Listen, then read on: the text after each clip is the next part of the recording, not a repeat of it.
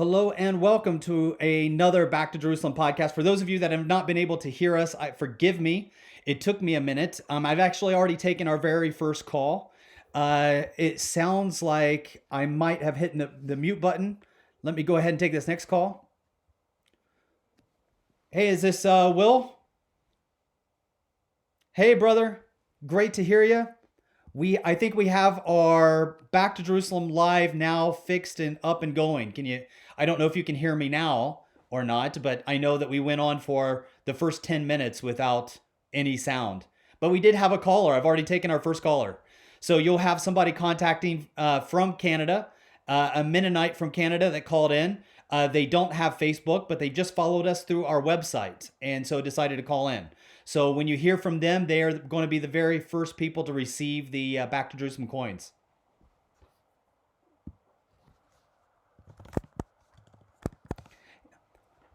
Yeah, my thinking is that because I don't want to take their information, we can't put them on hold or anything, right? So I don't want to take their information like live on air. But let me see. Oh, it looks like now. Yeah, for some reason I had you on mute, Will. Sorry. Thanks. We got our tech guy that's trying to do everything from. So I'm in Sweden. We have our office calling in from South Carolina, and we have. Are you calling from South Carolina? Just checking. I Will. am, Yeah. yeah. Okay. And this is like our first ever live, and it's like a trial thing. So several of us were listening and couldn't hear. So Yeah, you I couldn't called in to hear see if we because could get sound. And unfortunately I put I put it on mute. I accidentally hit the mute button. So this is completely new software. I've never used it before. But my hope is that we can, start engaging people using this live. So even if it doesn't work out today, I might do it again tomorrow and do it my podcast then. So thanks, I Chase, think it for is following up because with us, brother. I think it is working because I just texted our group text and asking for a sound yet, and they said yes. So it sounds like it's working and coming through. Yeah, now it looks like it is working and coming through. So I'm pretty excited about that. I am I think that we might have a really good program on here now where people can go to backtojerusalem.com/live and they can also call whenever. Our number, if you're listening to this and you want to call in, you can call us at 1-703-348-7756. I think our next task is to find out what words that that phone number spells so that we can make it easy for people to call. So is there a There word we in go. there that would fit Back to Jerusalem for, and maybe somebody that's listening to this podcast can write in and help us. It's again, That's it's what I was one going to seven say. zero. First assignment for the live podcast. Let's come up with a good word for our phone number. Yes, our first assignment for the live podcast. And this is kind of a trial podcast. I tried it a couple times by myself just to see if it would work. But this is brand new software. I've never used it before. I'm using a software called Ecamm Live. And to be honest, I really hate learning new software because it takes so much of my time. Yeah. I'm supposed to be making about 4 videos right now for 2 of our partners in Europe, and I haven't gotten around to that because I've been just so engrossed on trying to learn how to use this software, and because it's kind of a one man team. I don't know if you ever saw those old Western movies where you got the guy walking around playing a harmonica with the drums and a guitar and like everything all in a one man band. Yeah.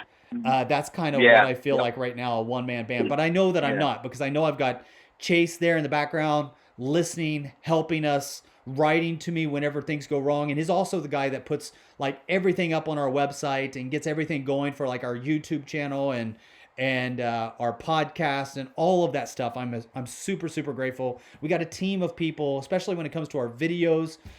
We have Stone who does all of that stuff for us. All of the videos that we Hmm. see every single week going up. We have Thane who's working on our Back to Jerusalem app. We have our UK office working on the daily devotional. We have our uh, uh, office in the Netherlands that is helping us with our Back to Jerusalem children's books and study and programs.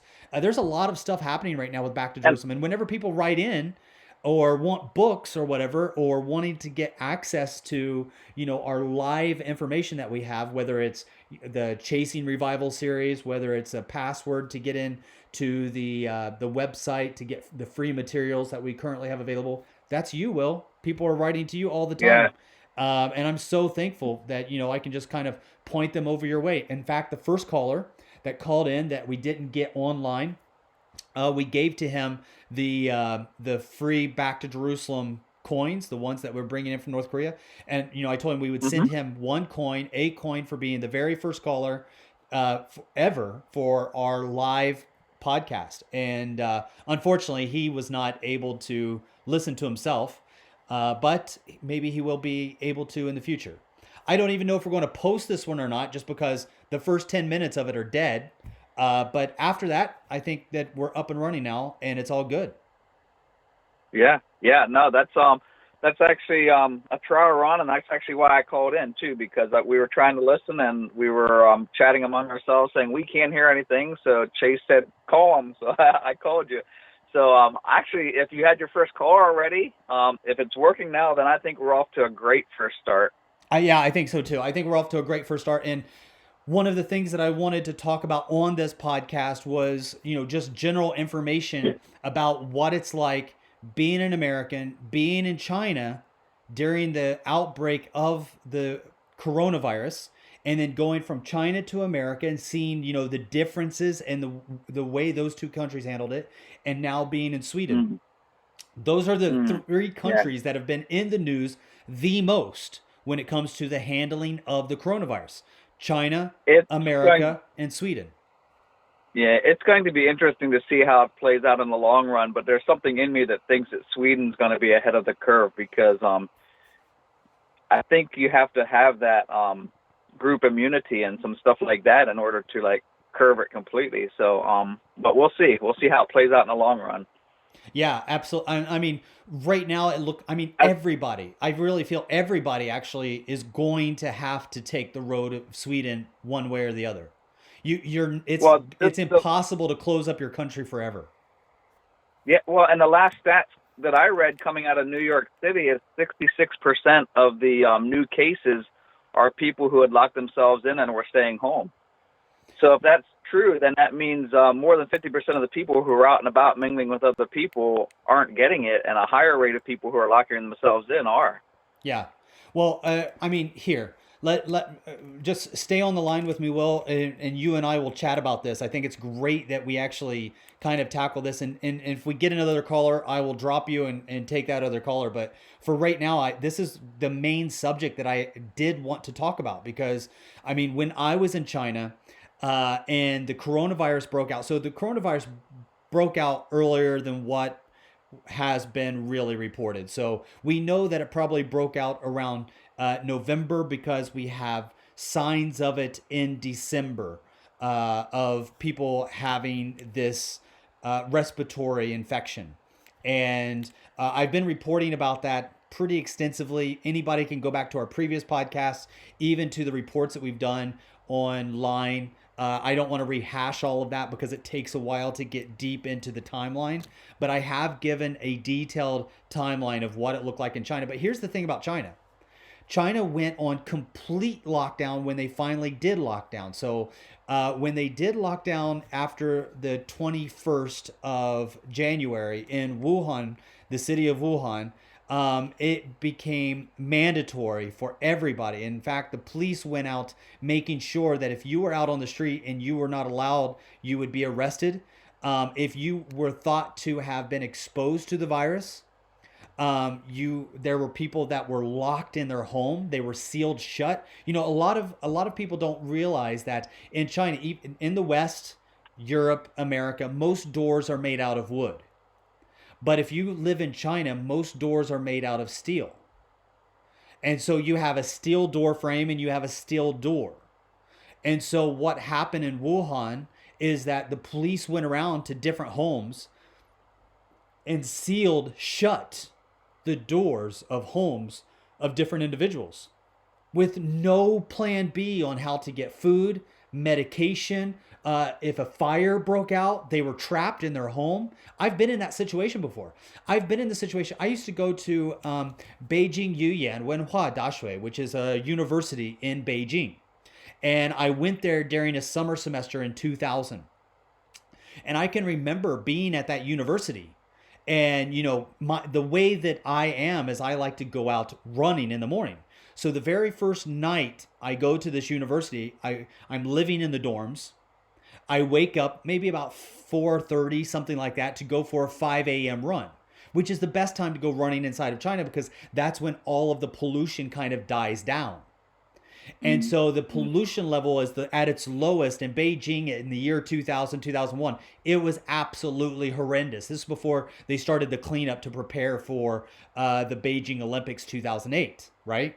And so it was super polluted. 5 a.m. was a great time to go running because, I mean, if I go running in the evening or in the middle of the day, I might as well just stay home and smoke a pack of cigarettes because that's how much pollution was in the air. And so as I'm running, I'm taking deeper breaths, right? So it would just fog up my lungs and it just didn't make any sense whatsoever. So I went out 5 o'clock in the morning to go running. But when I got down to the exit to the door was chained shut. There was no guard. There was nobody to let us out. Our windows had bars on them. There was no emergency exit. If a fire broke out, there was no way of getting out of those college dorms. So yeah, I've been in hotels in China that were the same way. I mean, they were locked up like a prison cell, and you were there for the night. Yeah, it doesn't make any sense at all. And so when the guard came, I asked them, "Hey, what are you going to do if I'm trapped in here during a fire?" And they're like, "Oh, if you got a fire, we'll come." Oh, I know you'll come. I was yelling for somebody and nobody came at 5. And they're like, "Yeah, that's because we're not here at 5." Yeah, they showed up at like 6:30. Okay, so fires only break out after 6:30 a.m. No, if you're going to have a fire, you're going to have to schedule it. Make sure you schedule it for the right time. Yes, exactly. And so this is the same situation that they had in Wuhan, where people were locked in their homes with no way to escape for fire, no way to escape if you have, because I mean, these are older people as well, right? If you have a heart attack, if you cut your finger while cooking, which happens a lot, if your child is with you and you burn them accidentally from scalding water where you tip boiling water from the stove onto a child. I'm just kind of thinking of accidents that take place on a regular basis. It's not, you don't just go to the hospital because you have the coronavirus, right? I mean, there's a lot of emergency reasons that would require you to go to the emergency room. You can't leave your home after the police lock you down. So they were on lockdown. The thing that is really getting me on this is how people are praising China and saying that America should respond quicker and better like China did. And because of their amazing response, they were able to like curve it and slow it down. It's like, if we would even remotely begin to treat you the way the Chinese treated these people in their lockdown, you would be screaming and hollering more than you are now. Oh, and not only now, that, you're absolutely right. You're absolutely right. Not only that. Even now we have demonstrations all over our country because they're thinking we did too much, but yet they're praising China for the way they handled it. It just doesn't make sense at all. Well, it does make sense when you start looking at the money flow. China pays a lot of money to Harvard, Stanford, Yale. They pay a lot of money to CNN. They pay a lot of money to MSNBC. They pay a lot of money to the NBA. They pay a lot of money to Sears and Macy's. They pay a lot of money for, they promise a lot of market share for Apple and Amazon. There's a lot of money wrapped around promises inside of China. So that means that, and China doesn't play the whole, well, that's the right thing to do game. And everybody knows it. If you don't play by China's rules, you don't play in China. And so these networks, these universities, these companies, they know this.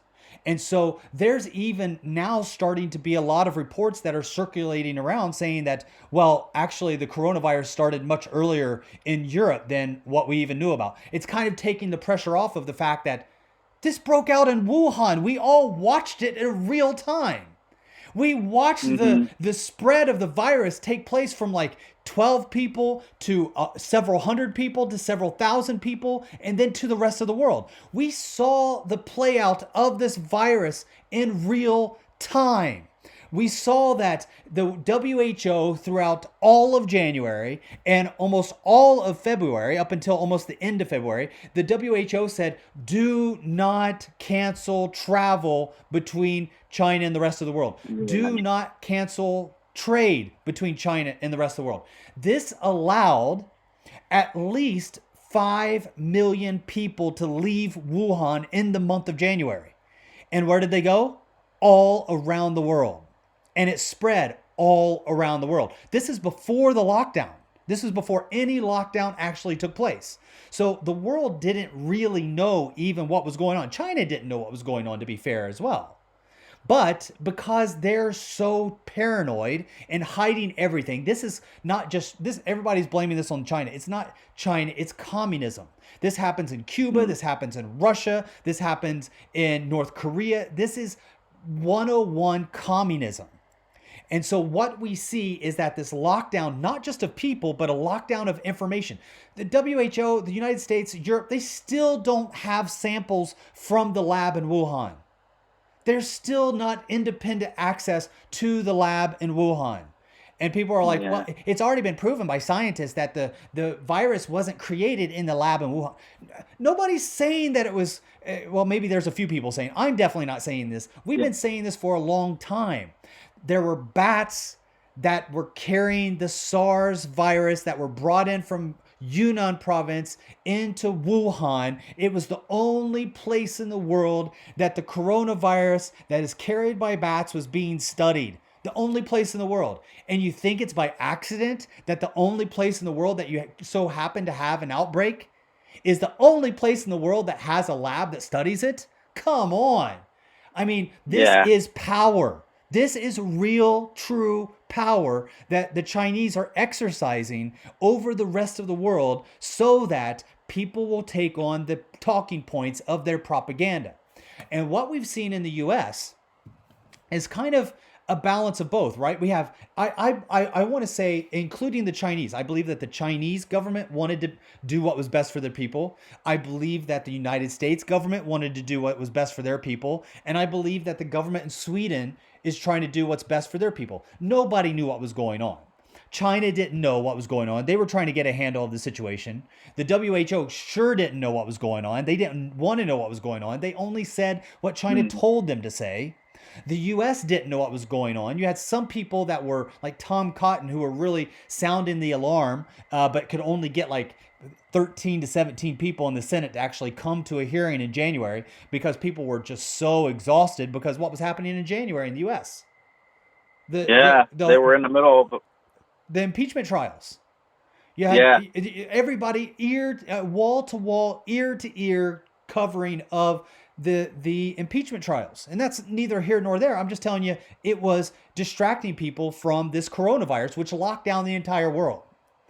And then, when I was in the US, I was with you. It was at the end of January. I had a team member that I brought with me from China that we had to send back, if you remember, because at the end of January, Trump put in a block of all travelers from China. And now I just saw a new report that said, actually, the New York City cases didn't come from China. They came from Europe. Of course they came from China. They came to China via Europe. And that's what we see from the 5 million people that left Wuhan. And I've said this on podcasts before, and I'll say it again. The reason I know this personally, Brother Yun even alluded to this in March when we were doing our Do Not Fear tour on YouTube. On the Do Not Fear tour, Brother Yun was talking about brothers and sisters from China, from Wuhan, that were fleeing the virus, going to South Korea, going to Italy, going to Germany, going to England, trying to escape. But their money couldn't save them. They tried to get to these other countries. They called Brother Yun because they were scared. And Brother Yun told them, do not fear. But through that network of individuals that have been calling us and, asking us for prayer, these were individuals who had the means to leave China and go to other places to get safe. Well, they weren't the only ones. They weren't by themselves. Those planes were loaded. and they were loaded with individuals who were also infected. It wasn't their fault. I was one of the people. I saw the writing on the wall in the middle of January. I was in Mm-hmm. China, and there were two separate ways of dealing with it. So when I say China, I'm talking about two Chinas. So let's look at the two Chinas. Right. There is mainland China, and then there's China that is not on the mainland. And China that is not on the mainland is Taiwan. I know I'm going to get a lot of people really upset about that. Calling Taiwan China is a kind of a slap in the face for any Chinese, including the Chinese that I serve inside of China. They believe that Taiwan is a part of China as well. So Taiwan, Korea, Hong Kong, and Macau. Those three areas handled things completely different. Now, I was in both mainland China and in Hong Kong, and I saw the difference. What I saw in China was no reporting at all. Nobody was allowed to report it. In fact, anybody that reported anything was arrested. As we saw with the very early medical workers in the beginning of January that were tried, had to sign Mm-hmm. confessions that they were wrong, and then they were released afterwards. But one of the doctors that was very, very well known, he actually got the disease while incarcerated, most people think, and then he passed away later on.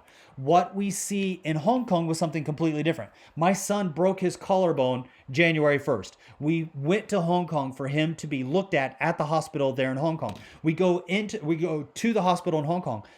It's, I want to say, January 12th. January 12th, Hong Kong hospitals are already on lockdown. You haven't Mm. even heard about this in the West yet. Hong Kong is already preparing. Taiwan is already restricting flights.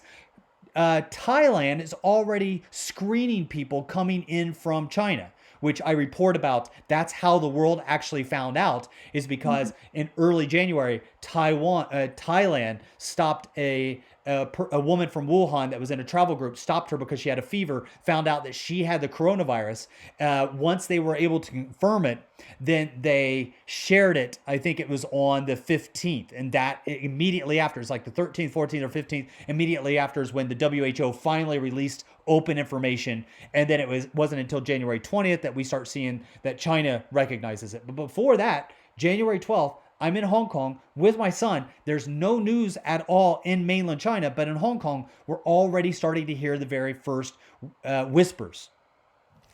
Before we go into the hospital, they take all me, my wife, and my son's temperature.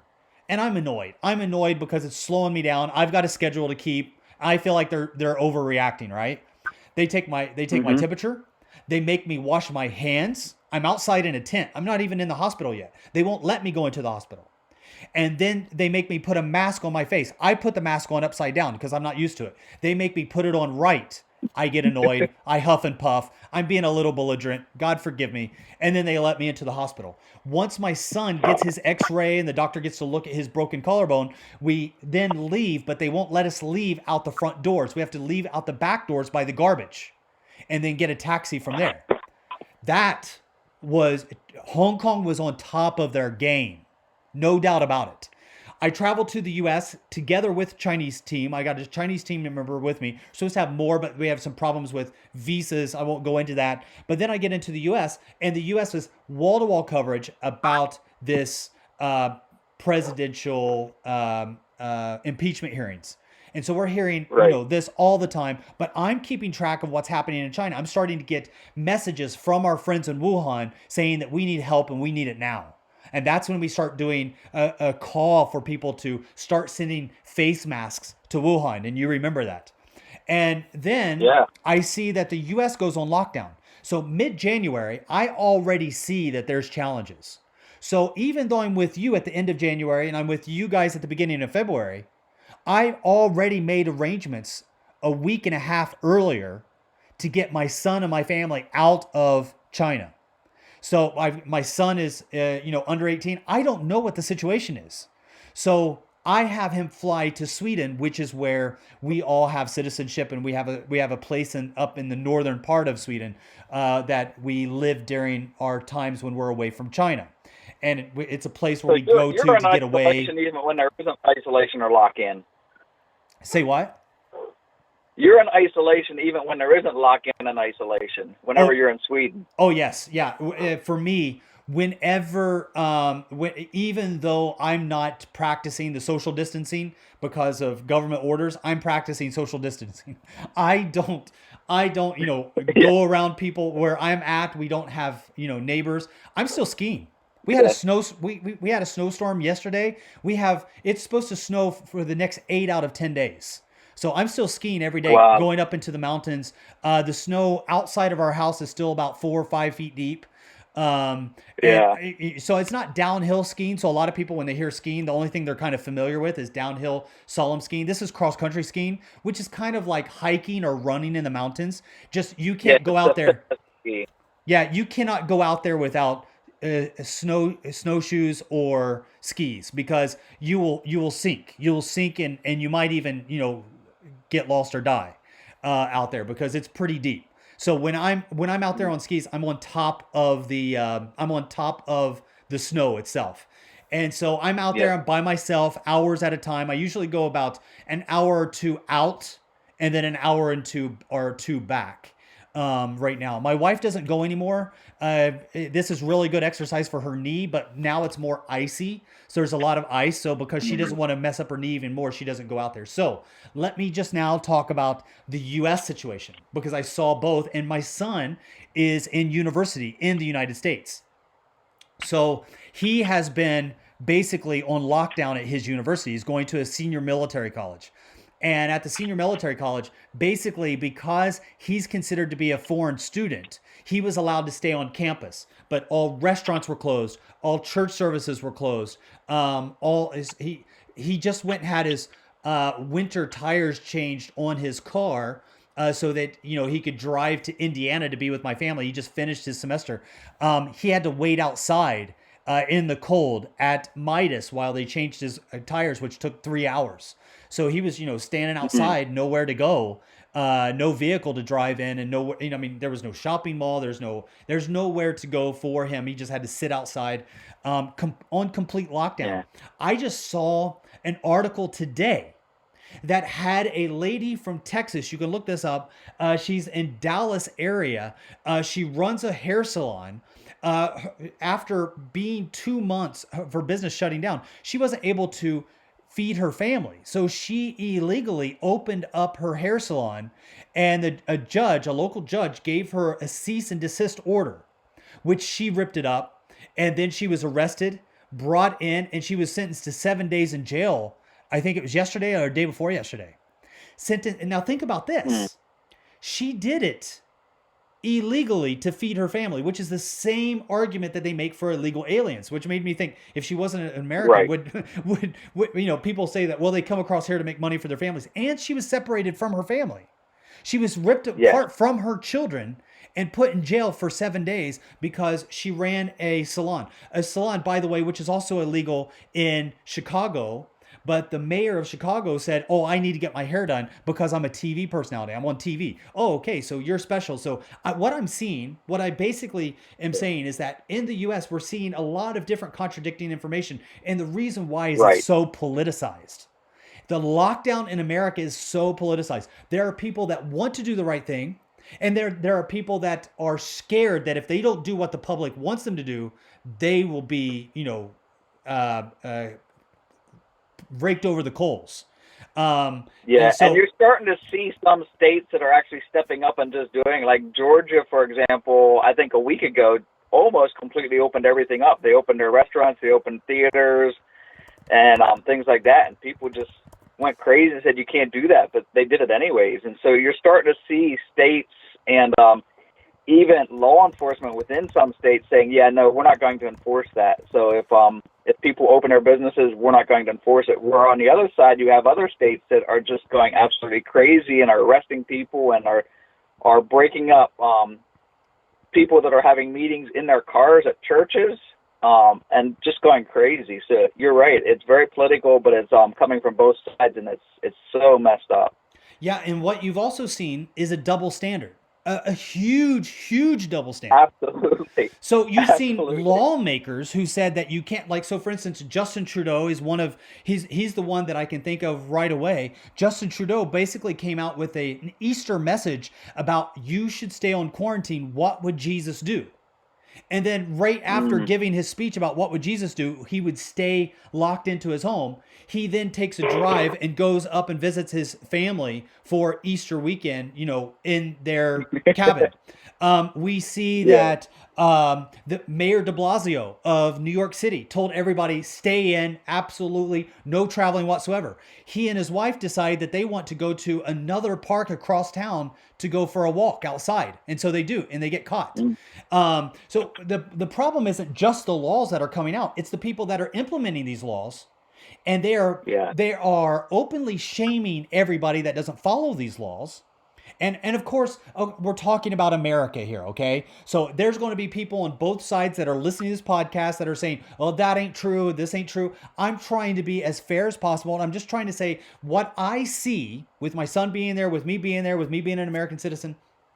What I have seen between the difference between China and America is that America is not locking people in their home by sealing their door shut, but they have taken extreme measures in many parts of the country. But you can see where the leaders that have put in those mandatory guidelines have actually violated the very mandatory guidelines that they've put out themselves, and that actually gets under my skin because I Yeah. feel that whenever you put out a law and that you don't abide by yourself, or at least feel shame for not abiding by yourself. I understand there are certain things that you have to do as a public servant. However, you brought Yeah, up but something, you Will. see this before. I mean, this isn't the first time we've seen this with Obamacare. They exempted themselves from that and things like that. So it very much so is just another thing that they're using for, like you said, the double standard. So it's good enough for the people, but it's not good enough for us. Yeah, and one of the things that I have actually found that I find pretty interesting is that churches, um, Christians were kind of at war with each other. I don't know about your Facebook feed, Will, or what you were seeing, but I saw both I'm not sides. on Facebook. My wife won't let me on Facebook. I wouldn't laugh. That was probably a very wise thing of her. Good for her. But one of the challenges that I see is that there's a lot of Christian supporters, people that I love and admire, and they're on both sides of the fence. There were some Christian Hmm. supporters that were absolutely condemning any Christian or pastor that even thought about or considered or even wanted to have an open discussion about having church service during the coronavirus lockdown. The idea that the Christian services were an essential service was shot down pretty quick by a lot of Christians. And on the same side, I had a lot of Christian friends, and I did interviews with Pastor Mark. He was one of the people that I did a podcast together with. Right. If you're listening to Yep. this podcast and you haven't listened to that podcast with Pastor Mark, it's an excellent podcast. I highly advise you to go and listen to that podcast. But Pastor Mark had actually shared about how he believed that the Christian service that he was offering at his church was essential for society. So it wasn't just something that he felt that it was a good idea. He wasn't trying to be belligerent. He wasn't trying to break the law. He just felt that this was an essential service for Yeah. everybody around him. Well, and if you go back and listen to that too, you'll hear him say that if you have the coronavirus, call us. We'll come out to your house. We'll lay hands on you. We'll pray for you. So I agree very much so. It wasn't this arrogant, we're not going to let anyone tell us what to do, but we're here to serve during this time where people are really going to have questions, where people are going to have needs, and where people are pulling back and aren't associating with people and aren't meeting those needs. We're going to be here to meet those needs for you, even if we expose ourselves to this virus. And so Yes. that was commendable. I really appreciated that. Yes, but not all Christians agreed. Not all Christians felt that that was Absolutely they wise. don't. And in fact, there was a charismatic pastor that was holding services in defiance of the law, and when he died of the coronavirus, his story was shared by a lot of Christians on Facebook as a "see, I Mm. told you so." And people felt that it harmed the testimony of Christians, and it harmed the testimony of Christians who try to help society. And even within Back to Jerusalem, we have a Back to Jerusalem staff member, very good friend of mine, really wanted them to come on and share on the Back to Jerusalem podcast, but they felt that it was not it would not be good for them to do so. And I was a bit saddened because I would have loved for them to come on. They felt that it was irresponsible of me to even be bringing people on to discuss the idea of the church being essential service. And I said, I just want to discuss, should we or should we not be closed? And one of the things now, so I've talked about China, I've talked about America. You and I have been talking about America. America required that churches around the United States shut their door. I learned something very interesting in a podcast that will be posted from Canada very soon. Pastor Jamie, a great friend of mine from Alberta, he said that Canada did not require that their churches close their doors. That Canada, at least in his area, said that churches were an essential part of society. So, wow, yeah, kudos to Canada for doing that. Absolutely, because you would think the opposite with their government and the things they're doing now. So yes, good for them. That's amazing. Yeah, but now let's change gears and go to where I'm at right now, which is in Sweden. So when I say Sweden, believe it or not, we actually have a large number of our listeners to this podcast from Norway and Sweden. We right now, keep in mind there's like 5 people in all of Norway, right? But in Norway, we are number 144 in all podcasts in Norway. So I just got a report from a podcast monitoring group that said that we are our top country. Do you know where we're most listened to right now? I think I just saw it. Is it Hong Kong? Hong Kong is not. We are in the top 100 for Hong Kong. We just moved from top 100 to 99. But that is not the top country. That is number 2. Number 3 is Norway. So the top 3 countries where we are being listened to right now, according to this monitoring service. Now, our website has different stats. So our different stats, they don't maybe match up right away. I don't know why there's a difference in these stats. But according to the analytics that come from this podcast monitoring site, they actually said number 3, where we come in at number 144, is in Norway. Number 2, where we are listened to, we are number 2 in Hong Kong. We have somebody, Jeanette, who actually guessed USA. USA is right. We get most listeners from the USA, but the challenge is with the USA, even though we get the most listeners volume-wise from the USA, when you look at it in percentage or as the top podcast, we are not anywhere close to the top podcast. I think we might be the top podcast for missions. So I think we're probably the top missions podcast in the world right now. When you look at the number of podcasts that we get. So, I mean, that's a very small genre, right? I mean, there's what, 5 people listening to mission podcasts out there in the world somewhere. So there's not a lot of people listening to mission podcasts, but when I got the analytics from our website, it said that in the last 6 weeks, which was from the end of February to the beginning of April, we had about 10,500, 10,600 downloads. That's pretty amazing for a small little podcast that we record on our phone. This is our first live podcast, but the USA is the most volume-wise. And out of the USA, number 1 is California. But when it comes to percentage-wise, we are not number 1 in the United States. We are number 1 in. I don't have a drum beat on this live podcast, but I do. The nation that we are the number 1 is the Philippines. So really, yes, it is actually. Well, they have 2 podcasts that come into the Philippines. And one of them gets 1 listener and the other gets 2 listeners, so we're top. Yeah, so I have no clue. But we are number 66. So we are 66. I just got a question online from Arthur. Arthur said, funny question, does Back to Jerusalem work in Israel? We don't focus on Israel. We don't have any mission work in Israel per se, but yes, we have Back to Jerusalem partners in Israel. And I tell you, I went to 2018, I went to the Feast of Tabernacles in 2018 in Jerusalem, together with Brother Yun and the Chinese team. There were tens of thousands of Chinese Christians from mainland China in Jerusalem. We went to the resurrection tomb, the garden of the tomb, with Brother Yun, and it was packed. Several thousand Chinese, shoulder to shoulder, back to front. You could barely move in that space. It was so exciting to see how many Chinese are now traveling to Jerusalem. So the focus of Back to Jerusalem isn't to go to Jerusalem, it's to go to all of the nations between China and Jerusalem. However, Arthur, this question that you're asking, I think is really important because I just did a book. It will be out this October. It's called Back to Jerusalem.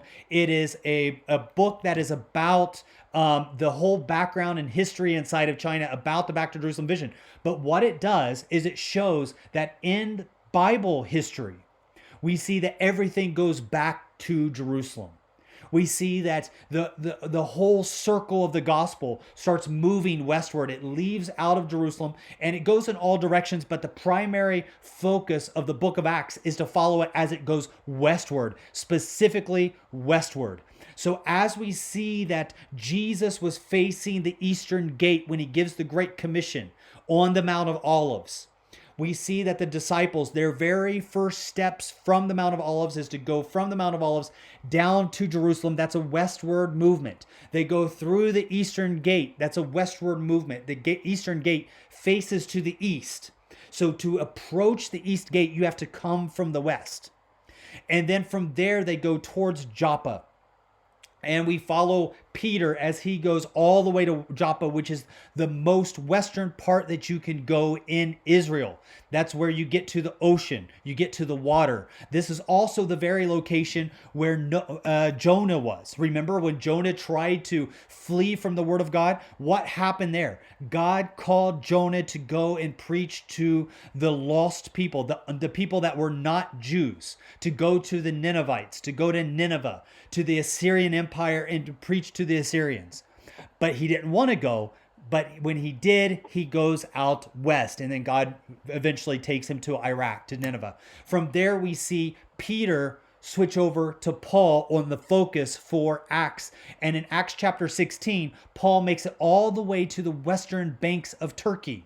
He tries to go east to Asia, but the Holy Spirit stops him in chapter 16. He tries to go north to Bithynia, but he's stopped by the Spirit of Jesus in chapter 16. And then he has a vision of a man from Europe, right? And then we follow him all the way to Italy, where he is then slain. From there, we see that the gospel goes from Jerusalem to Asia Minor, into Europe and Africa, around to the Americas, and then today, the world's largest revival is taking place in Asia.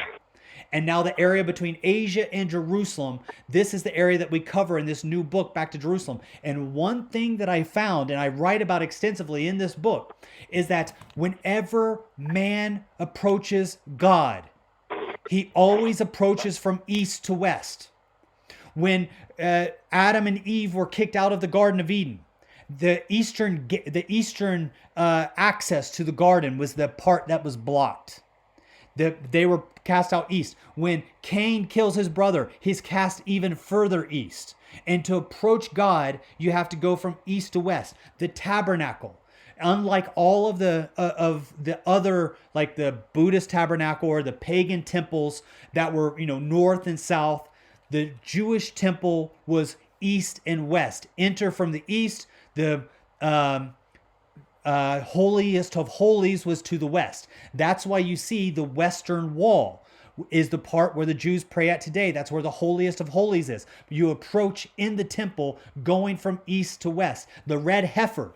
Try to read about the red heifer. If you don't want to read about it somewhere else, I will have it in our book. When you read about the red heifer had to be sacrificed to purify the priest before the priest would go to the temple. They would have to do it east of the temple. Where did they do many of the sacrifices? The most common place for the temple was the Mount of Olives. And the Mount of Olives had the heifer bridge, which is still there today. You can cross over the red heifer bridge going from eastern part of Jerusalem into Jerusalem. And when they sacrifice when they sacrifice the red heifer, they would sacrifice it with the knife moving from east to west. They would have the heifer facing from east to west, facing the eastern gate.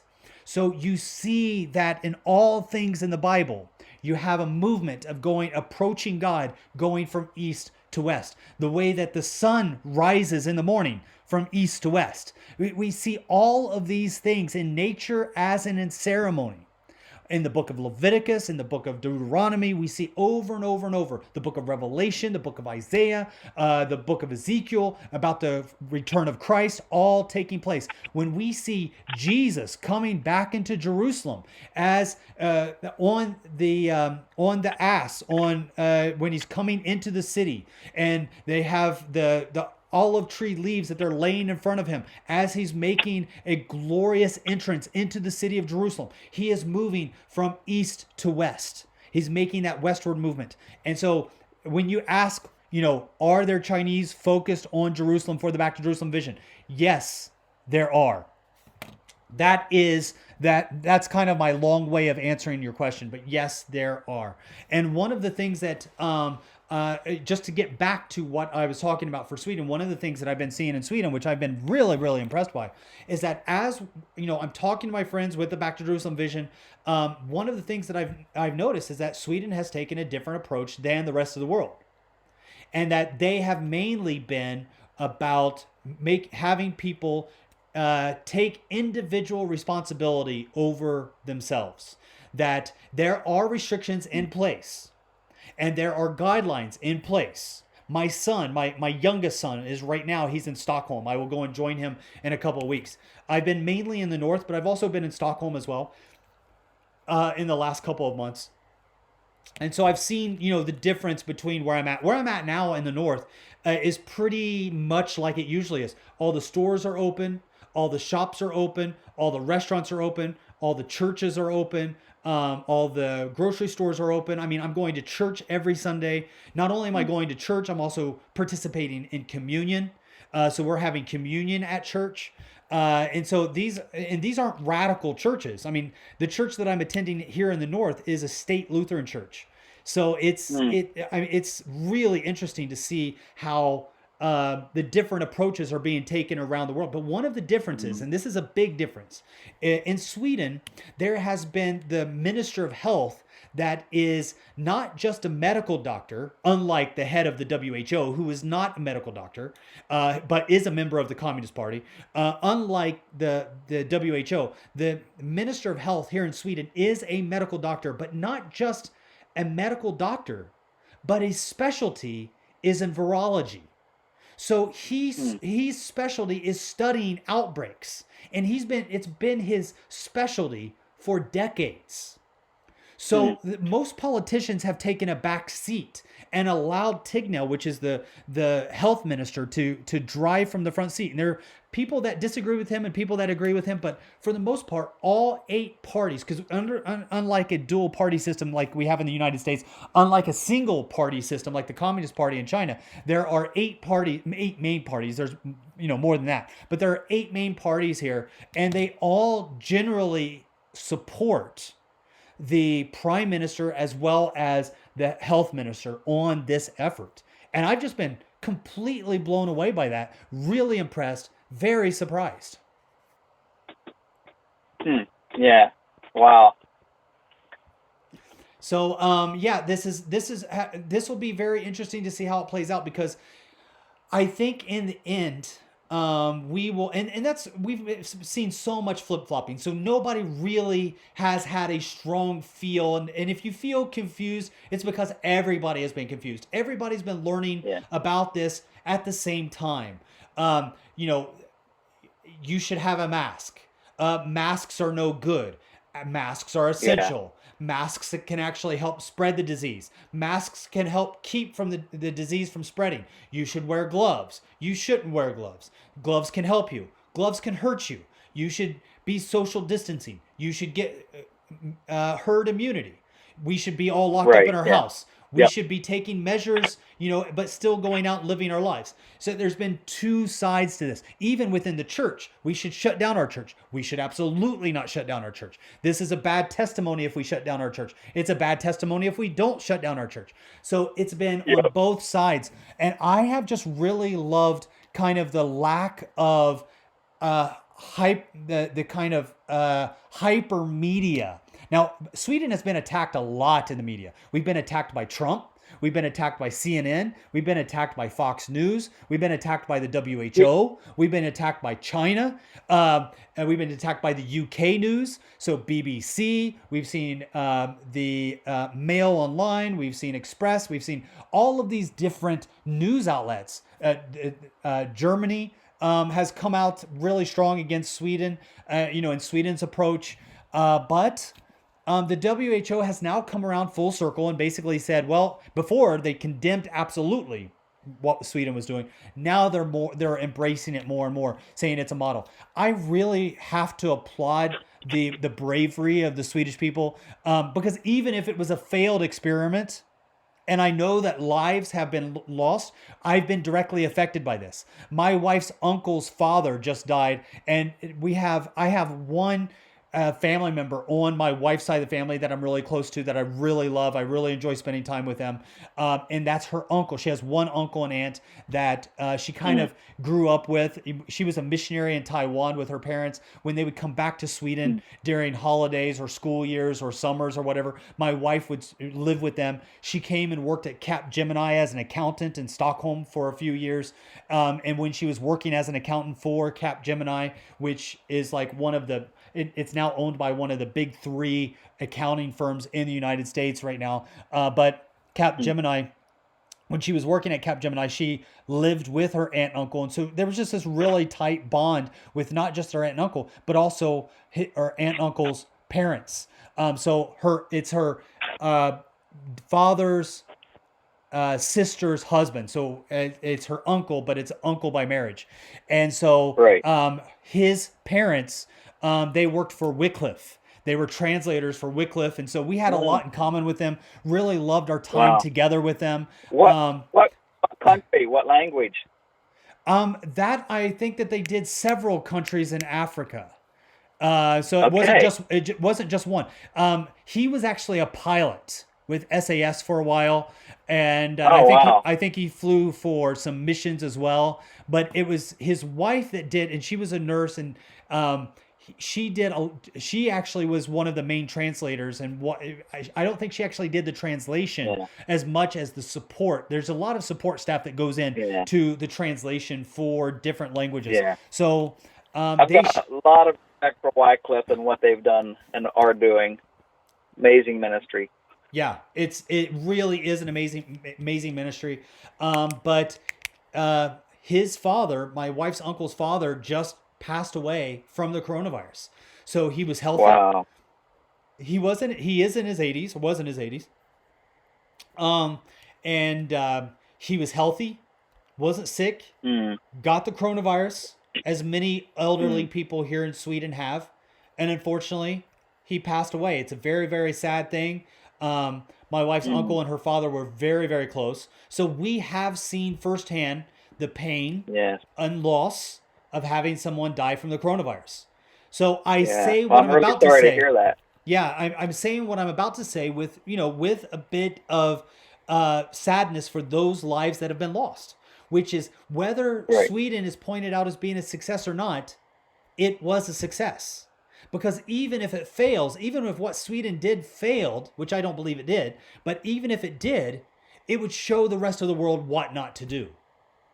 Right. So the rest of the world should be, I feel that there is a great deal to be learned by what Sweden has done. The steps, and remember that you have the Karolinska Institute, which is one of the top medical facilities in the world when it comes to new research. You have the Nobel Peace Prize and the doctoral staff that support the selection of those that win this for their breakthroughs in medicine, biology, and things like that. My wife has two brothers that work with that work in the medical system. One of her brothers is an anesthesiologist, works at Karolinska, and another one that works in Danderyd, which is two main hospitals there in Stockholm. She has Mm. an aunt and an uncle that are both doctors. She has a cousin that is a doctor. So we're constantly getting a lot of information from our family that is, I think, pretty strong firsthand information. Now, get this. My wife's brother, who's an anesthesiologist in Stockholm, his wife is EMT, emergency medical. She's emergency medical technician in Stockholm. She's an ambulance driver and worker, so she works in the ambulance as well as a driver for the ambulance. So she's an EMT, Mm. and both of them, both my wife's brother and his in Sweden, they have what's called sambo, which is like a live-in girlfriend. It's kind of like you're married under Swedish law, but they're not really religiously married. Her brother is Yeah. not a believer. Neither is his girlfriend. So they live together, but they're not. Anyway, they're partners. So he and his partner, they came to stay with us for about 4 days to go skiing. So with everybody Mm. saying, "Oh, the healthcare system is going to be overrun if you allow people just to go out now," keep in mind Sweden is a different animal than other countries, like the United States, for instance, like China, for instance. I mean, Wuhan itself has more people in their city than the entire nation of Sweden. Yeah. So Yeah. I Right. understand that. There's also a different culture. You have different living standards. You have different living elements. All of these things you have to take into account. I'm just telling you, as an American living in China, quarantined in Sweden, this is what I've seen. And so this is one of the things that I was really amazed by, because everybody said that there's going to be overrun medical system. The hospitals are going to be overrun. People are going to be dying in the hallways. Two of the most important people on the medical teams in Stockholm on the front lines are in our family, and they came and spent a few days with us a few weeks ago. And, Yeah. and that was their vacation time. So they took a vacation during the middle I, of this time. We have a I think small it's starting to clinic see. where I'm at right now. I think it's I live in the mountain areas, right? The nearest yeah. town is about a half an hour drive from me. And this little town, there's no stop signs, there's no stop lights. It's just one little small town with a grocery store, Mm. a post office, which is also the tobacco store. The tobacco store and the post office, because they're so small, they're integrated together. We have a fuel station, a place to repair your car, and then you also have a clinic, a little small village clinic. This little small village clinic prepared to be overrun. And so what they did is they put out two army tents in front of the clinic. Those army tents were never used. They now have them fenced off, and they're just sitting there and I thank God that they were never used. So even Sweden, that's been very relaxed, has been not overrun at all. My other brother-in-law, he works in the medical wing where they receive all of the patients for the coronavirus. So he's working there Mm. every day. I think that he actually had it. He was never tested. As a medical Mm. member, he came down with a really bad, basically like pneumonia, like the flu. We all think it Mhm. was coronavirus. His hospital staff think it was coronavirus, but because he's young, they didn't test him for it, because in Sweden they just wanted Mm. him to get over it naturally. Didn't give him any Yeah. treatment. He went home, he rested for 2 weeks, came back to work, he's fine. We were around him, my family was around him. Now keep in mind, we are in our mid 40s. My son is, 16, 17 years old. So Right. we're not in that danger zone per se. We've gone the whole winter without being sick. Who knows what will happen? Mm. I mean, we still might get sick. I'm just saying that Sweden has been open. I've been here. Armageddon didn't happen. Right. Yeah. So, Yeah. so No, I think it's going to be very interesting to see in the end how it all plays out, because I'm kind of, and I know it's very mixed, but I'm kind of leaning that way too, that I think we need to open up and we need to get out and mingle and mix. And I really believe whoever's going to get it is going to get it, regardless of what we do. And I think New York is a proof of that, where you get 66% of the people with new cases are people who are locked up at home. And so I really don't see that there's any way to prevent it, because like our grocery stores are still open, and every time I go out, we're told, wipe down your cart. It's like do I wipe down the handle? Do I wipe down the sides? Do I wipe down the wheels? What all do I wipe down? Because if there's somebody here who had it, it's going to spread, and I'm going to get it. And so I think we need to live our lives. I think we need to, trust God, but trust God with wisdom. But I think also, like, I'm on more leaning on the side of people with group immunity. We need to be out there and about. We need to expose ourselves to it, and whoever's going to get it is going to get it, and whoever isn't, and we'll get through it somehow. Okay, hey brother, we've been on for an hour. Stay on with me. I just want to let anybody know that's listening. These are the coins. I just put up a picture of the coins on our YouTube channel there. You can see it if you're listening Nice. to us live on Back to Jerusalem's /lives, backtojerusalem.com/live. If you call into our number, you just want to share, you want to share your thoughts. We've been getting a couple of people writing to us on YouTube. We have Jeanette, who's been writing to us. Arthur has been writing to us. Thank you guys. Keith, you just wrote to us. Hey, if you guys call into our number that we have for the call in right now, we've already given out one of the coins as a free gift. I would love to give the free gift to the first one of you guys that call in, just to say hello, God bless. If you have a question, we would love to hear that question. We have one more coin that we would love to send out today before we sign off. You can call us at this number. If you don't see it on our website, I'm going to write it down now, or I'm going to say it now so you can write it down. So if you have something to write with, put it on your phone, your computer, whatever. 1-703-348-7756. That's 1-703-348-7756. If you call that number right now, we want to be able to give you guys one of these coins. These coins are anywhere from 200 to 500 years old. They were dug up. These are authentic. These are not made in China. These are made in Korea. They were dug up. I bought them from North Korean kind of secret society people that basically what they did was you have a group of Koreans that have gone into the mountains and they're hiding from the government, and they just find things that they can sell to be able to make money. And I found them on the road. I found these guys selling these on the side of the road. I bought some coins. I bought some other things as well. And so we're going to make these available. We have some North Korean currency, which is illegal to take out of the country. We have some North Korean currency. We're going to give those away in the future. We have some North Korean stamps. We have ancient keys and lock systems from Tibet, from that we got from people that dug these things up in old village areas of Tibet. And we want to give these out as gifts to people that listen to us, that people that support us, and we have our caller. So this will be the winner right here. Hello, you've just called Back to Jerusalem. This is Eugene Bach. Who am I talking with? Yes, this is Sharon Soldo. Hey, Hi. Sharon. Thanks for calling. So now we have these special coins that I want to be able to give to you. Are you friends with me or with Back to Jerusalem on Facebook?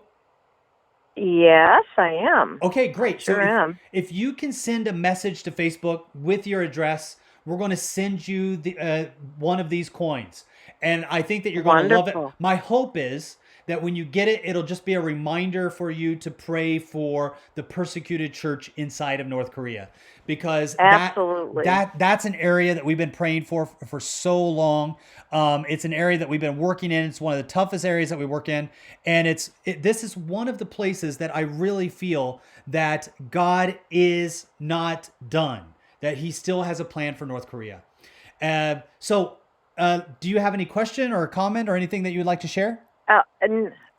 Well, no, I listen to you a lot. I'm interested both in China, of course, and North Korea, because my daughter-in-law is Korean, and so it's kind of a thing that, we're our family, we keep in touch with about what's going on over there. So I'm excited to pass this coin on to my daughter-in-law. Oh, awesome. So awesome. When I saw these coins on the side of the road, and I saw that, so basically the person that sold them to me, it was a young guy. I can't tell you his age just because you can't really tell the age of a lot of North Koreans.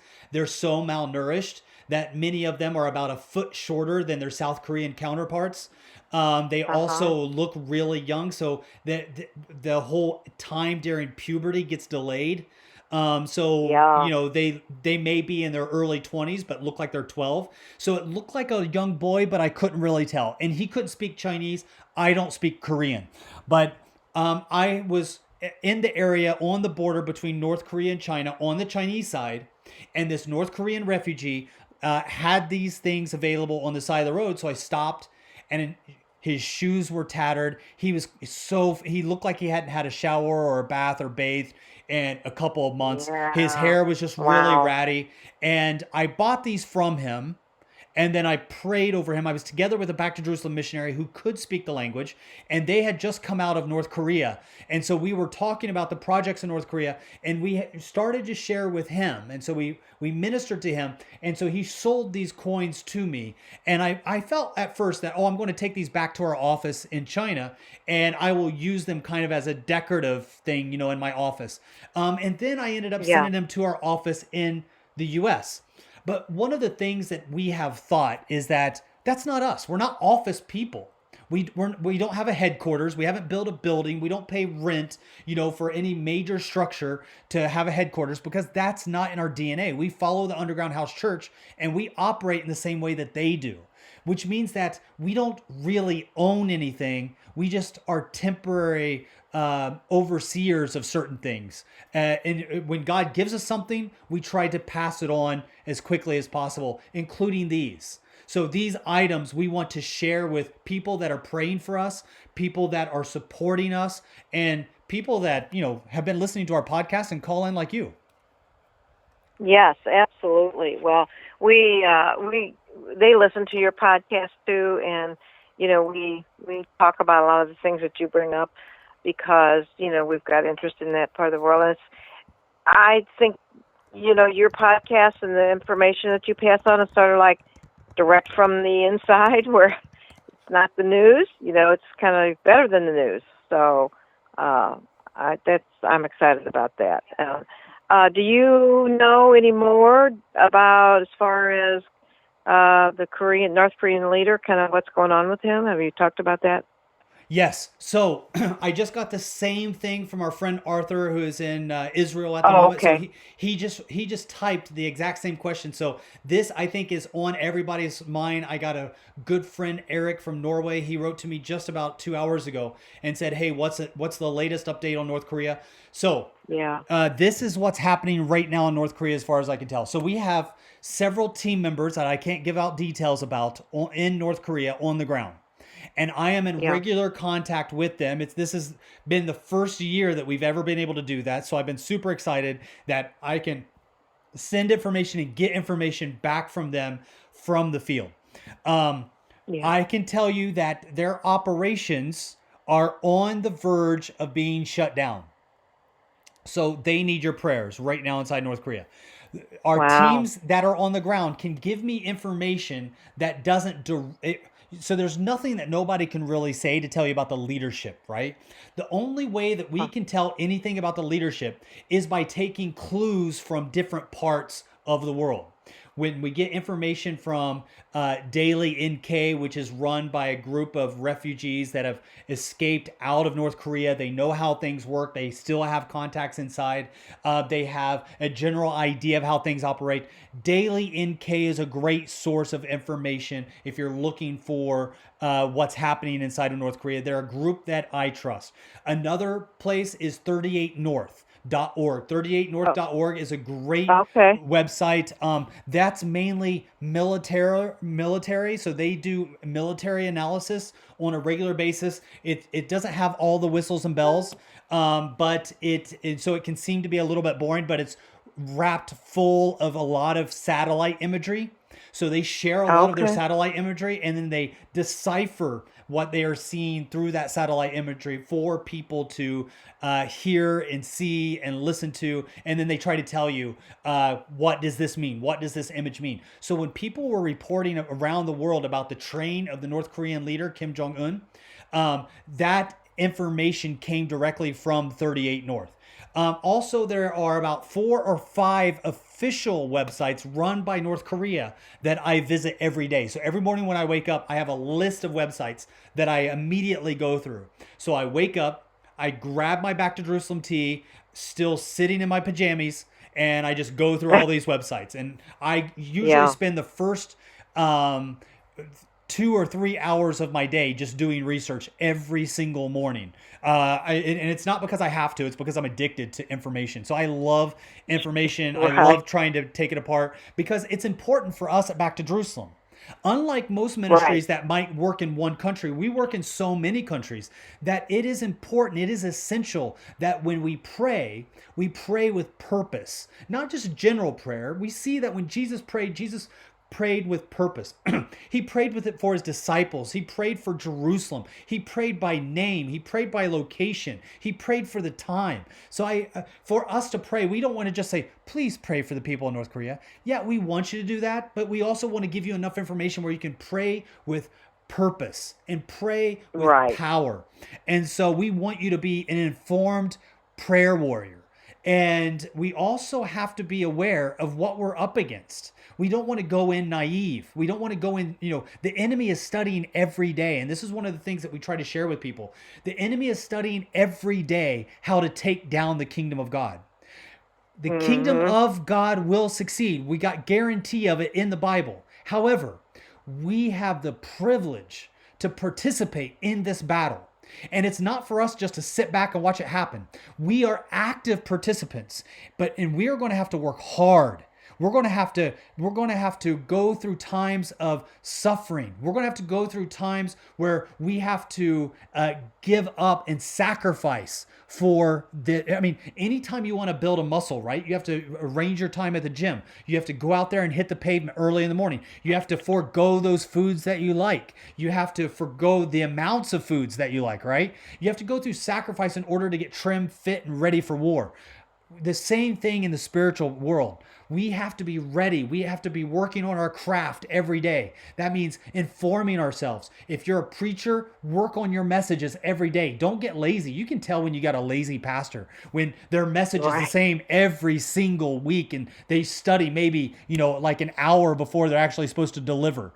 And they fall back Right. on the same Right. thing you got singers that are the same way. Instead of being impassioned and in love with God and trying to go deeper and deeper and deeper, they rely on the same songs every day. And I'm telling you that there is death in that comfort, in that laziness. We die as Christians and the enemy walks all over us. He will not succeed over the kingdom of God, but we have to decide, will we be with the kingdom of God when the victory takes place?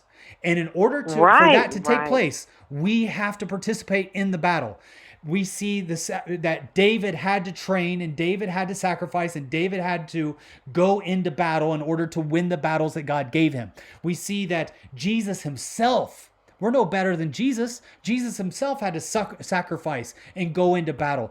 Every one of the disciples had to sacrifice and go into battle.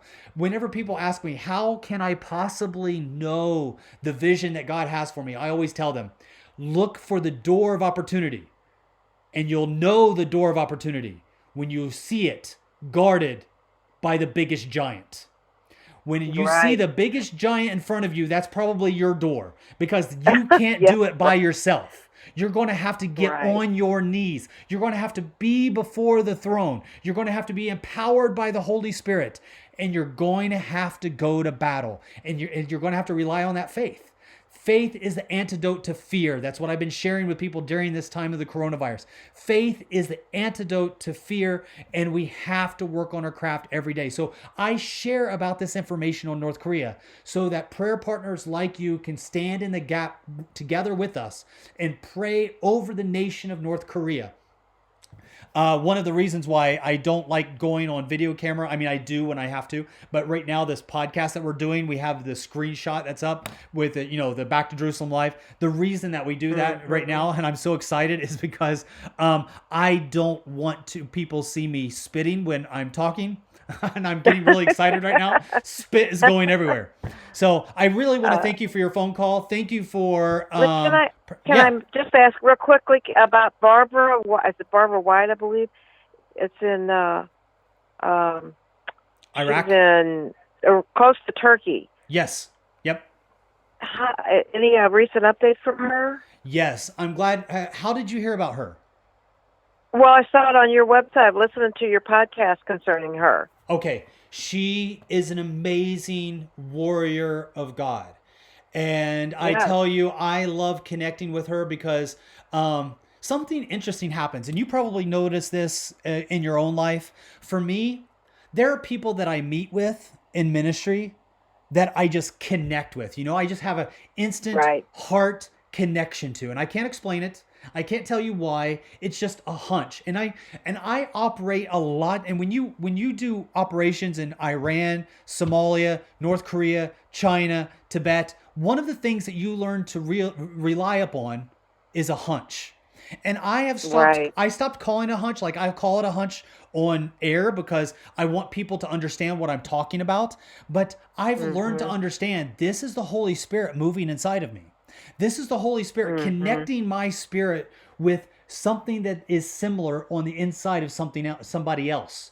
And there's that other person is not just somebody that is a stepping stone for ministry. That other person is not just somebody that you're supposed to use for a time, and then once the use is over, then you abandon them and keep moving forward. God brings us together with brothers and sisters that we're supposed to serve with, I believe, for a lifetime. That they're Mhm. people that God brings us together through for good or for bad, for better or for worse. We're married to them. And that we are supposed to serve together. That's why it breaks my heart whenever I see a brother or sister fall and then be abandoned by other brothers and Mhm. sisters. But Right. Barbara's one of those warriors that she's just got that warrior spirit inside of her. And I can go months without talking with her. And then I will see her post something on Facebook and I'll be like, Mhm. Barbara, I'm thinking we're on the same level. It's like you and I just had a conversation 2 seconds ago. We're on the same page and we haven't discussed anything about it. Right. So she has been on lockdown in northern Kurdistan. She hasn't left. She stayed in the area. Yeah. She stayed in contact with the Wow. military. She's still ministering with the top officials. And her school, I think next week is supposed to go back into session. So I think she's supposed to become active again this month. So please be praying for her as she begins to Mhm. hold these classes again, because basically what she does is she's working with the top leadership, government, military, economy, religion. She has a lot of Muslims that attend her classes that go through her school. A lot of people come to Christ through her testimony there. And Mhm. she is just a powerful, powerful lady. We have loved working together with her. Our Chinese teams that are working in the same area have learned a lot from her. She's actually provided a platform for our Chinese teams to be able to move into that area of Pakistan. And we are so incredibly grateful to her. Yeah. Well, that's wonderful. Well, I've been praying for her too, as well as your ministry, and I just appreciate all of it so much to be do what I can, and I've donated. I know when she was buying a vehicle, I tried to send in some money for that, and so I just Did you enjoy get the your did you get the program. update on her vehicle? No. Okay. Thank you. Thank you. Thank you so much. So basically, she needed, I think, about 20 something $1,000 for a vehicle. Now, keep in mind, if in the US you can easily go and buy a secondhand vehicle for a couple $1,000s, right? I just bought my son one of those secondhand vehicles because he's in university right now, my oldest son. Mhm. And he's actually making a cross country trip. And so we're praying that secondhand vehicle makes it from Vermont to Indiana today. But you can't really buy secondhand vehicles in Iraq for the same price. One of the reasons why is because vehicles are a lot more expensive there. The Mhm. only place that you can kind of bring vehicles into Iraq is through the southern border. Um, Mhm. and so if you go through Basra, through that port there, you have to pay a heavy price to be able to get those vehicles from the southern part of Iraq to the northern part of Iraq because you're going through several war zones. Now just think, Mhm. 2014, 15, 16, 17, that area was all controlled by ISIS. So getting vehicles into that region costs a lot more money. So it's not just putting vehicles on the back of a truck and shipping them from like Jersey to Los Angeles, California.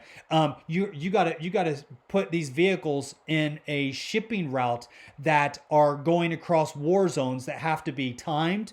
You have to pay bribes. Mhm. You have Wow. to pay customs fees. Wow. You have to pay for security and all of this stuff. That's one way. The other way is to bring them in from Turkey. And that is also a heavily militarized border. I mean, we've seen the Turkish invasion of Syria in 2019. We saw ISIS going into Syria from 2013, 14, 15, 16, and with the military buildup on the Iraqi-Syrian border from the Turkish side, you have to pay for import fees into Turkey, import fees then into Iraq. So that just makes every vehicle much more expensive.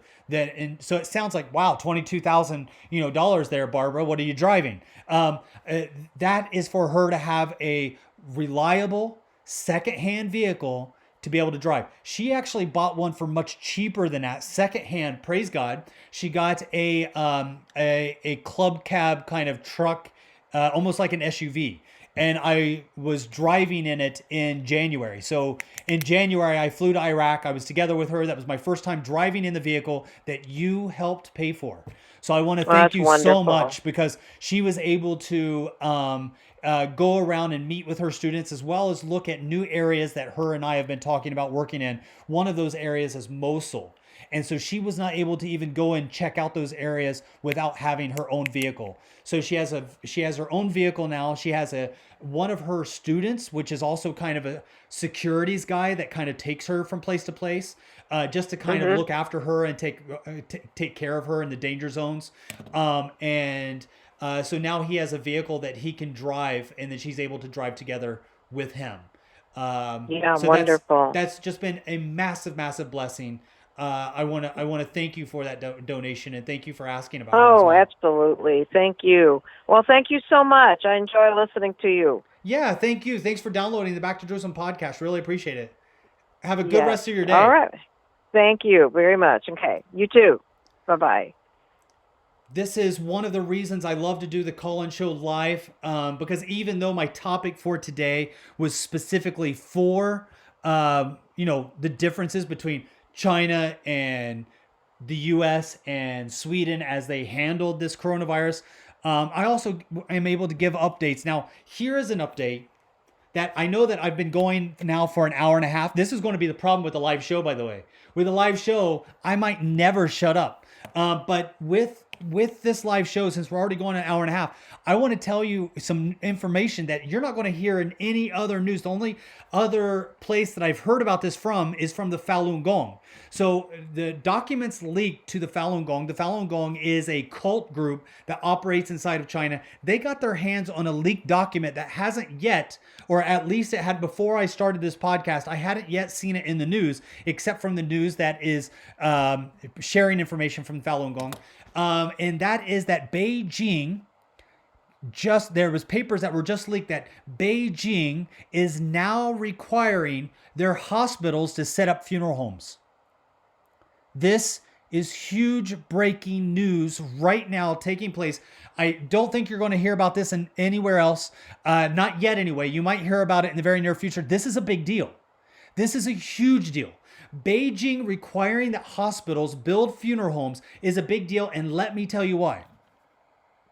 Because of the rumors that have been going around about funeral homes getting incineraries so that they can burn bodies, so that there would be that there would not be reliable information to do a true body count on the number of people that have died inside of China from the coronavirus.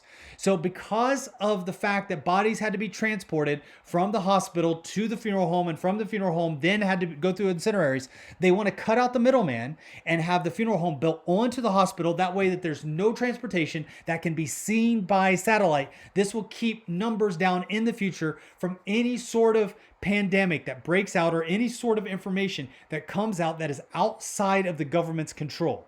So when the government gives information, the problem that China has right now is that when they give information about the number of people that have died inside of China, there are too many indicators that give separate data that contradicts what China is saying.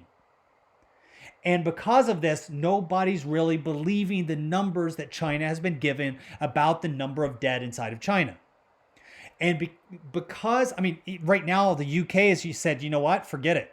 We're not going to report anything that China's saying about their numbers, because they're bloody awful.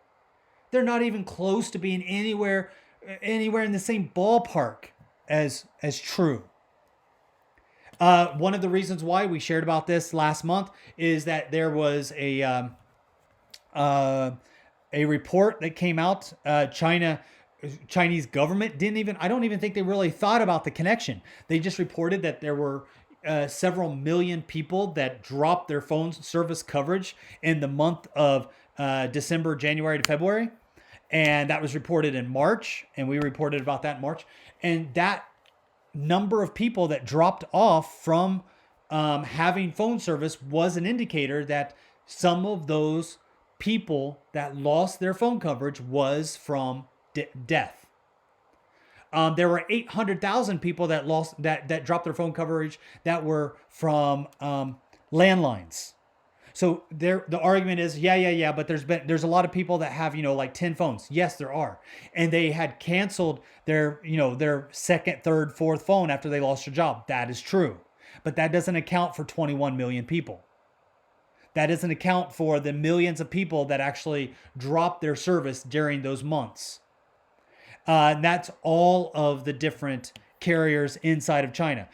There are several factors that attribute to it. One of those is that people carry so many phones, and a lot of people canceled all their other phones outside of their primary phone.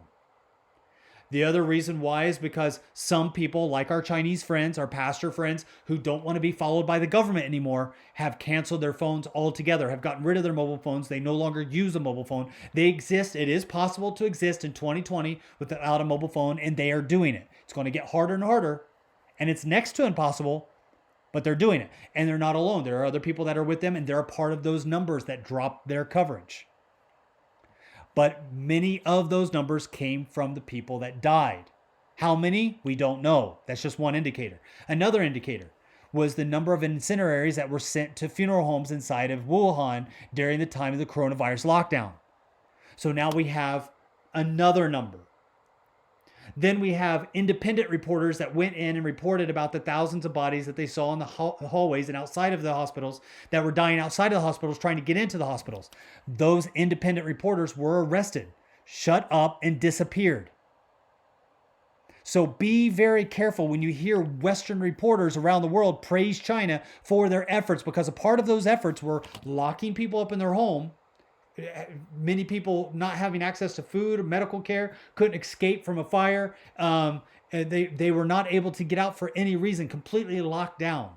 Not even having it, just suspected of being exposed to it, were locked up in their homes. And anybody that wrote about this were chased down by the law, arrested, beaten, tortured. Some of them disappeared. And anybody that dared film about it, we had several independent reporters that we actually have shared about on this, on the Back to Jerusalem podcast, as well as on the Back to Jerusalem website. You can do research on different independent citizen reporters, if you want to call them that basically had their phone, went into Wuhan and began to report what was taking place from their own site. And what we saw was the police came barging into their home, and then they disappeared, didn't see him again. Individuals running from the police in their car, filming it, and then you didn't hear from them again. Parents reporting about their children who shared information online about what was taking place in Wuhan and then disappeared, never to be heard from again. So whenever you hear about people praising the Communist Party response, just be very careful about that. I want to thank you so much for joining us for this Back to Jerusalem podcast. Thank you for calling in. For those of you who called in, we're going to try to send out these coins that we have brought in for North Korea. These are ancient coins specifically from North Korea that have been dug up and brought out, and they're now going to be sent to you. We have two winners, one from Canada, one from the United States. I want to thank you guys so much for calling us here at Back to Jerusalem. Again, I'm Eugene Bach, coming to you live, not on delay, but actually live, unless you listen to us on our podcast. But thank you for either downloading this podcast or listening to us live. Again, I'm Eugene Bach, coming to you live on delay from Sweden. God bless you guys.